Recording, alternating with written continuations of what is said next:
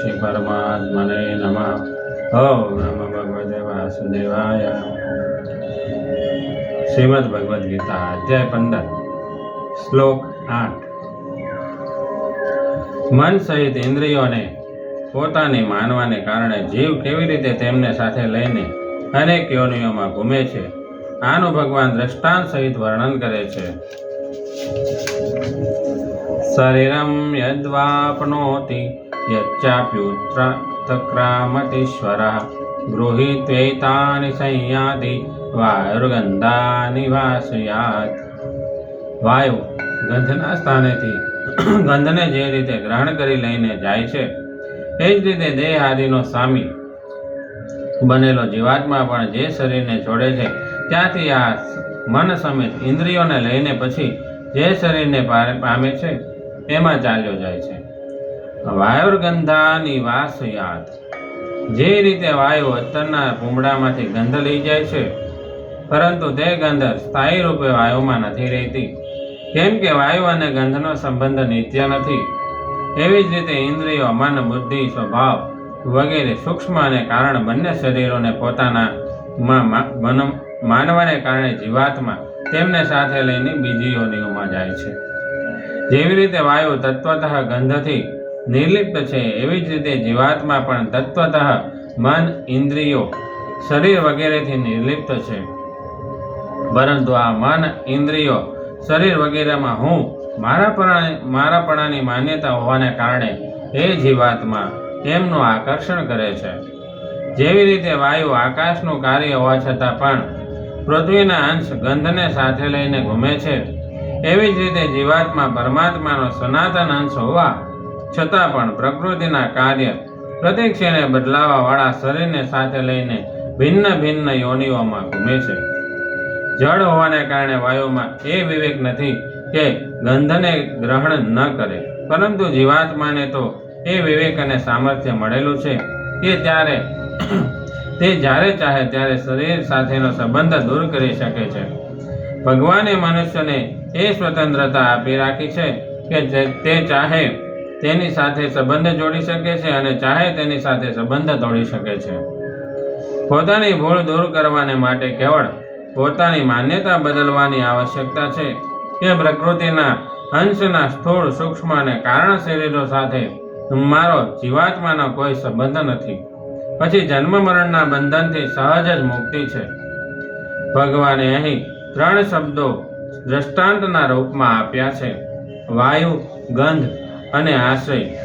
આશય કહે છે સ્થાનને, જેમ કે જલાશય, જલ વત્તા આશય અર્થાત જળનું સ્થાન। અહીં આશય નામ સ્થૂળ શરીરનું છે। જેવી રીતે ગંધના સ્થાન એટલે કે આશય અત્તરના પૂંબડામાંથી વાયુ ગંધ લઈ જાય છે અને પૂંબડું પાછળ પડ્યું રહે છે, એ જ રીતે વાયુરૂપી જીવાત્મા ગંધરૂપી સૂક્ષ્મ અને કારણ શરીરોને સાથે લઈને જાય છે, ત્યારે ગંધનું આશયરૂપ સ્થૂળ શરીર પાછળ રહી જાય છે। શરીરમ યદવાપ્નોતિ ગૃહી ત્વૈતાની સંયાતિ। અહીં ઈશ્વર પદ જીવાત્માનું વાચક છે। એ જીવાત્માથી 3 ખાસ ભૂલો થઈ રહી છે। પહેલું, મન, બુદ્ધિ, શરીર વગેરે જડ પદાર્થોને પોતાનો સ્વામી માને છે, પરંતુ વાસ્તવમાં બની જાય છે પોતે તેમનો દાસ। બીજું, પોતાને એ જડ પદાર્થોનો સ્વામી માની લેવાને કારણે પોતાના વાસ્તવિક સ્વામી પરમાત્માને ભૂલી જાય છે। 3, જડ પદાર્થો સામે માનેલા સંબંધનો ત્યાગ કરવામાં સ્વાધીન હોવા છતાં પણ તેમનો ત્યાગ નથી કરતો। પરમાત્માએ જીવાત્માને શરીર વગેરે સામગ્રીનો સદુપયોગ કરવાની સ્વાધીનતા આપી છે। તેમનો સદુપયોગ કરીને પોતાનો ઉદ્ધાર કરવાને માટે એ વસ્તુઓ આપી છે, તેમનો સ્વામી બનવાને માટે નહીં। પરંતુ જીવથી એ બહુ જ મોટી ભૂલ થાય છે કે તે મળેલી સામગ્રીનો સદુપયોગ નથી કરતો, બલકે પોતાને તેમનો માલિક માની લે છે, પરંતુ બની જાય છે વાસ્તવનો તેમનો ગુલામ। જીવાત્મા જડ પદાર્થો સાથે માનેલા સંબંધનો ત્યાગ ત્યારે જ કરી શકે છે જ્યારે તેને તે માલુમ થઈ જાય છે કે એમનો માલિક બનવાથી હું સર્વથા પરાધીન બની ગયો છું અને મારું પતન થઈ ગયું છે। તે જેમનો માલિક બને છે તેમની ગુલામી તેનામાં આવી જ જાય છે. તેને કેવળ વહેમ થાય છે કે હું એમનો માલિક છું. જળ પદાર્થોના માલિક બની જવાથી એક તો તેને તે પદાર્થોની કમીનો અનુભવ થાય છે અને બીજું તે પોતાને અનાથ માની લે છે. જેને માલિકપણું કે અધિકાર પ્રિય લાગે છે તે પરમાત્માને પ્રાપ્ત નથી કરી શકતો. કેમ કે જે કોઈ વ્યક્તિ વસ્તુ પદ વગેરેનો સ્વામી બને છે તે પોતાના સ્વામીને ભૂલી જાય છે. એ નિયમ છે. ઉદાહરણાર્થે જે સમયે બાળક કેવળ માને પોતાની માનીને તેને જ ચાહે છે તે સમયે તે માના વિના રહી જ નથી શકતો. પરંતુ તે જ બાળક જ્યારે મોટો થઈને ગૃહસ્થ બની જાય છે ત્યારે અને પોતાને સ્ત્રી પુત્ર વગેરેનો સ્વામી માનવા લાગે છે ત્યારે તે જ માનું પાસે રહેવું એ તેને ગમતું નથી. આ સ્વામી બનવાનું જે પરિણામ છે એ જ રીતે આ જીવાત્મા પર પણ શરીર વગેરે જળ પદાર્થોનો સ્વામી ઈશ્વર બનીને પોતાના વાસ્તવિક સ્વામી પરમાત્માને ભૂલી જાય છે. એમનાથી વિમુખ થઈ જાય છે.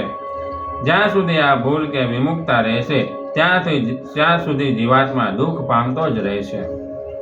ઈશ્વર પદની સાથે અપી પદ એક વિશેષ અર્થ ધરાવે છે કે આ ઈશ્વર બનેલો જીવાત્મા વાયુ જેવો અસમર્થ જળ અને પરાધીન નથી.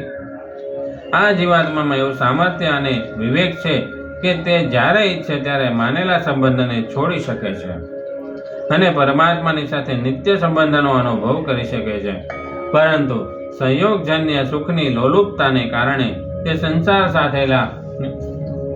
સાથે માનેલા સંબંધને છોડતો નથી અને છોડવાનો ઈચ્છતો પણ નથી. જડતા શરીર વગેરે સાથે તાદાત્મ્ય છૂટતા જીવાત્મા ગંધની જેમ શરીરોને સાથે લઈ જઈ શકતો જ નથી. જીવને બે શક્તિઓ મળેલી છે. એક પ્રાણ શક્તિ જેનાથી શ્વાસોનું આવાગમન થાય છે અને બીજું ઈચ્છા શક્તિ જેનાથી ભોગોને મેળવવાની ઈચ્છા કરે છે. પ્રાણ શક્તિ જેનાથી ભોગોને મેળવવાની ઈચ્છા કરે છે. પ્રાણ શક્તિ હરદમ શ્વાસોશ્વાસના દ્વારા ક્ષીણ થતી રહે છે. પ્રાણ શક્તિનું ખતમ થવું એ જ મૃત્યુ કહેવાય છે. જળનો સંગ કરવાથી કંઈ કરવા અને પામવાની ઈચ્છા ચાલુ રહે છે. પ્રાણ શક્તિ રહેવા છતાં ઈચ્છા શક્તિ અર્થાત કંઈક કરવાની અને પામવાની ઈચ્છા દૂર થઈ જાય તો મનુષ્ય જીવન મુક્ત થઈ જાય છે. પ્રાણ શક્તિ નષ્ટ થઈ જાય અને ઈચ્છાઓ ચાલુ રહે તો બીજો જન્મ લેવો જ પડે છે. નવું શરીર મળતા ઈચ્છા શક્તિ તો તે જ પૂર્વ જન્મની રહે છે. પ્રાણ શક્તિ નવી મળી જાય છે. અહીં ગૃહિત્વા પદનું તાત્પર્ય છે જે પોતાના નથી તેમની સાથે રાગ મમતા અને પ્રીતિ કરવા જે મન અને ઇન્દ્રિયોને પોતાની માનીને જીવાત્મા તેમને સાથે લઈને ફરે છે તે મન અને ઇન્દ્રિયો કદી નથી કહેતા કે અમે તમારા છીએ અને તમે અમારા છો. એમના પર જીવાત્માનું શાસન પણ ચાલતું નથી. જેમ ઈચ્છે તેમ રાખી શકતો નથી, પરિવર્તન કરી શકતો નથી, છતાં પણ એમની સાથે મમત્વ રાખે છે કે જે ભૂલ જ છે. વાસ્તવમાં આ મમતાયુક્ત સંબંધ જ બાંધવા વાળો છે. વસ્તુ આપણને પ્રાપ્ત હોય કે ના હોય, ઉત્તમ હોય કે કનિષ્ઠ હોય, આપણા કામમાં આવે કે ન આવે, દૂર હોય કે પાસે હોય, જો તે વસ્તુને આપણે પોતાની માનતા હોઈએ તો તેની સાથે આપણો સંબંધ ચાલુ રહેલો જ છે. પોતાના તરફથી છોડ્યા વિના શરીર વગેરેમાં મમતાનો સંબંધ મરવા છતાં પણ નથી છૂટતો. એટલા માટે મૃત શરીરના અસ્થિઓને ગંગાજીમાં પધરાવાથી તે જીવની આગળ ગતિ થાય છે. આ માનેલા સંબંધને છોડવામાં આપણે સર્વથા સ્વતંત્ર તથા સક્ષમ છીએ. જો શરીર છૂટે પહેલા જ આપણે શરીરાદિમાંથી મમતાને હટાવી દઈએ તો જીવતે જીવત જ મુક્ત થઈ જઈએ. જે પોતાનો નથી તેને પોતાનું માનવું અને જે પોતાનું છે તેને પોતાનું ન માનવું આ બહુ જ ભારે દોષ છે, જેને કારણે જ પારમાર્થિક માર્ગમાં ઉન્નતિ નથી થતી. આ શ્લોકમાં આવેલું એતાની પદ 7મા શ્લોકના મનઃ ષષ્ઠાનિન્દ્રિયાણી 5 જ્ઞાનેન્દ્રિયો તથા મનનું વાચક છે. અહીં એતાની પદને 17 તત્વોના સમુદાય રૂપી સૂક્ષ્મ શરીર તેમજ કારણ શરીર એટલે કે સ્વભાવનું પણ દ્યોતક માનવું જોઈએ. આ બધાને ગ્રહણ કરીને જીવાત્મા બીજા શરીરમાં જાય છે. જેવી રીતે મનુષ્ય જૂના વસ્ત્રોનો ત્યાગ કરીને નવા વસ્ત્રો ધારણ કરે છે, તેવી જ રીતે જીવાત્મા જૂના શરીરનો ત્યાગ કરીને નવા શરીરને પ્રાપ્ત થાય છે. વાસ્તવમાં શુદ્ધ ચેતન આત્માનું કોઈ શરીરને પામવું અને તેનો ત્યાગ કરીને બીજા શરીરમાં જવું થઈ નથી શકતું, કેમ કે આત્મા અચળ અને સમાન રૂપે સર્વત્ર વ્યાપ્ત છે. શરીરોમાં ગ્રહણ અને ત્યાગ પરિચ્છિન્ન એકદેશી તત્વના દ્વારા જ થવા સંભવિત છે, ત્યારે આત્મા કદી કોઈ પણ સ્થળ, કાળ વગેરેમાં પરિચ્છિન્ન નથી થઈ શકતો. પરંતુ જ્યારે આ આત્મા પ્રકૃતિના કાર્ય શરીર સાથે તાદાત્મ્ય કરી લે છે, અર્થાત પ્રકૃતિસ્થ થઈ જાય છે, ત્યારે સ્થૂળ, સૂક્ષ્મ અને કારણ ત્રણેય શરીરોમાં પોતાને તથા પોતાનામાં ત્રણેય શરીરોને ધારણ કરીને અર્થાત તેમનામાં મમતા કરવાથી તે પ્રકૃતિના કાર્ય શરીરનો ગ્રહણ ત્યાગ કરવા લાગે છે. તાત્પર્ય એ છે કે શરીરને હું ને મારું માની લેવાને કારણે આત્મા સૂક્ષ્મ શરીરના આવવા જવાને પોતાનું આવવું જવું માની લે છે. જ્યારે પ્રકૃતિના કાર્ય શરીર સાથે તાદાત્મ્ય દૂર થઈ જાય છે, અર્થાત સ્થૂળ, સૂક્ષ્મ અને કારણ શરીર સાથે આત્માનો માનેલો સંબંધ નથી રહેતો, ત્યારે આ શરીરો પોતાના કારણભૂત સમષ્ટિ તત્વોમાં લીન થઈ જાય છે. તાત્પર્ય એ છે કે પુનર્જન્મનું મૂળ કારણ જીવનું શરીર સાથે માનેલું તાદાત્મ્ય જ છે. પરિશિષ્ટમાં અગાઉના શ્લોકમાં કર્ષતિ પદ અને આ શ્લોકમાં ગૃહીત્વા પદ આવ્યું છે. કર્ષતિનો અર્થ છે પોતાના તરફ ખેંચવું અને ગૃહીત્વાનો અર્થ છે પકડવું અને તાદાત્મ્ય કરવું. વાયુનું દ્રષ્ટાંત આપવાનું તાત્પર્ય એ છે કે જીવ વાયુની જેમ નિર્લિપ્ત રહે છે.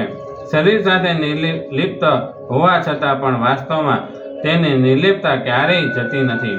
શરીરસ્થોપી કૌંતેય ન કરોતિ ન લિપ્યતે. વાયુમાં ગંધ હંમેશા રહેતી નથી, આપમેળે ચાલી જાય છે, પરંતુ જીવ જ્યાં સુધી મન, બુદ્ધિ, ઇન્દ્રિયોને છોડતો નથી ત્યાં સુધી તે છૂટતા નથી. એનું કારણ એ છે કે મન, બુદ્ધિ, ઇન્દ્રિયોને જીવ સ્વયં પકડે છે.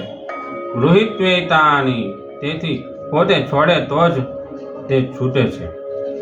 દરેક ભોગની સ્વાભાવિક ઉપરતિ થાય છે. આ બધાનો અનુભવ છે. ભોગોમાં પ્રવૃત્તિ તો કૃત્રિમ થાય છે, પરંતુ નિવૃત્તિ સ્વાભાવિક થાય છે. રુચિ તો જીવ ઉત્પન્ન કરે છે, પરંતુ અરુચિ આપમેળે થાય છે. જેમ કે તમાકુ પીનારા ધુમાડો અંદર ખેંચે છે, પરંતુ તે બહાર સ્વતઃ નીકળે છે. મોઢું બંધ કરશે તો નાક વાટે નીકળશે. ધુમાડો તો રાખવા છતાં તે રહેતો નથી, પરંતુ માણસની આદત ખરાબ થઈ જાય છે, વ્યસન લાગુ પડી જાય છે. એ જ પ્રમાણે ભોગ તો ટકતા નથી, પણ આદત બગડી જાય છે. ભોગ તો સ્વતઃ છૂટી જાય છે, તેનાથી અરુચિ સ્વતઃ થાય છે, પરંતુ આદત બગડવાથી જીવ તેને કરતો રહે છે.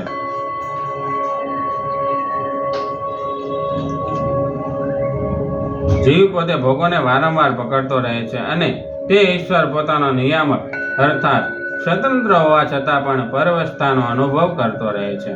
ભોગોમાં આસક્ત થવા છતાં પણ જીવને નિર્લિપ્તતા જતી નથી, પરંતુ તેના તરફ એ ધ્યાન આપતો નથી અને એને મહત્વ આપતો નથી. શરીર સાથે સંબંધ ન હોવા છતાં પણ એ શરીર સાથે સંબંધ સ્વીકારીને સુખ લેતો રહે છે. સંબંધ તો અનિત્ય હોય છે, પરંતુ સંબંધ વિચ્છેદ નિત્ય થાય છે, કારણ કે શરીર તો સંસારની જાતિનું જળ તથા પરિવર્તનશીલ હોવાથી તે વિજાતીય છે. વિજાતીય વસ્તુ સાથે સંબંધ થવો સંભવ નથી. પરમાત્માનો અંશ હોવાથી જીવની પરમાત્મા સાથે સજાતીયતા છે, તેથી તેનો સ્વતઃ સંબંધ પરમાત્મા સાથે જ છે. જો જીવ સંતોની, ભગવાનની અને શાસ્ત્રોની વાણી પર વિશ્વાસ કરીને પરમાત્મા સાથે સંબંધ જોડી દે છે, તો પછી તેને અનુભવ થઈ જશે, પરંતુ તે પદાર્થના સુખને પ્રધાનતા આપી દે છે. જ્યાં સુધી એ ભગવાન સાથે સંબંધ જોડતો નથી, ત્યાં સુધી ભગવાન તેના કોઈ પણ સંબંધને ટકવા દેતા નથી, તોડતા જ રહે છે. જીવ ગમે તેટલું જોર કરે, તે સંસારનો સંબંધ સ્થાયી રાખી શકતો જ નથી. ઓમ નમો ભગવતે વાસુદેવાય. ઓમ ઇતિ શ્રી અષ્ટમ શ્લોક સંપૂર્ણ. ઓમ નમો નારાયણ.